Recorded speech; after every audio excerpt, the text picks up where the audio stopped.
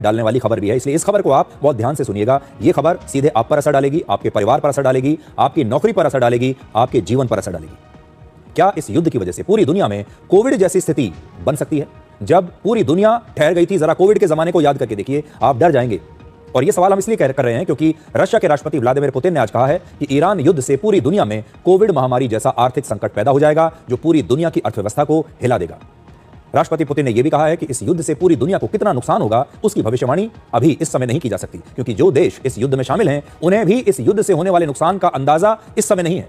तो क्या ईरान युद्ध से पूरी दुनिया में एक आर्थिक वर्ल्ड वॉर शुरू हो चुका है? क्या बहुत सारे देश इस युद्ध में शामिल नहीं है? पूरी दुनिया इस युद्ध को दूर से देख रही है, लेकिन इस युद्ध का असर अब पूरी दुनिया पर पड़ रहा है। आने को ईरान का कोई भी नेता तैयार नहीं है। सच क्या है, क्या झूठ, बैक चैनल डिप्लोमेसी में क्या चल रहा है किसी को पता नहीं है। उसी बीच एक खबर आई, ईरान के supreme leader Mojtaba Khamenei America से बातचीत को तैयार। ईरान की शर्तों पर समझौता तो खामेनी युद्ध खत्म कर देंगे।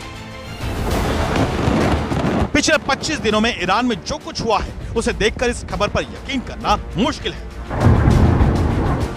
अमेरिका इजराइल के हमले में अली खामेनी की मौत हुई। ट्रंप ने अली खामेनी को दुनिया का सबसे दुष्ट व्यक्ति कहा। एक दिन पहले ही ट्रंप ने मुज्तबा को लीडर मानने से इनकार कर दिया। ईरान ये पूरा युद्ध अली खामेनी की हत्या के बदले के लिए लड़ रहा है। मुज्तबा खामेनी ने सुप्रीम लीडर बनने के बाद अपने पहले बयान में यही बात कही थी।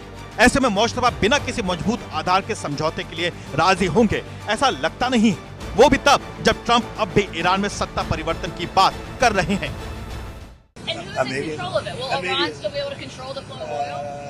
Be jointly controlled. By who? Maybe me. Me and ऊर्जा और अन्य आवश्यक चीजों की आपूर्ति बिना किसी रुकावट के जारी रहे।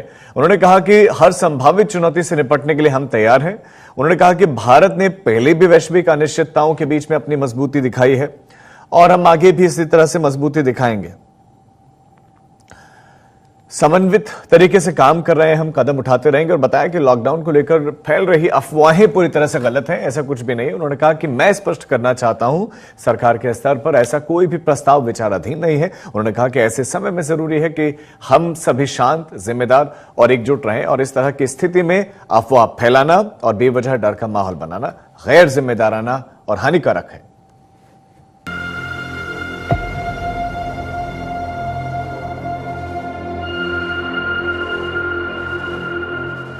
ईरान और अमेरिका इजराइल के बीच छिड़े युद्ध का असर अब पूरी दुनिया पर पड़ने लगा है।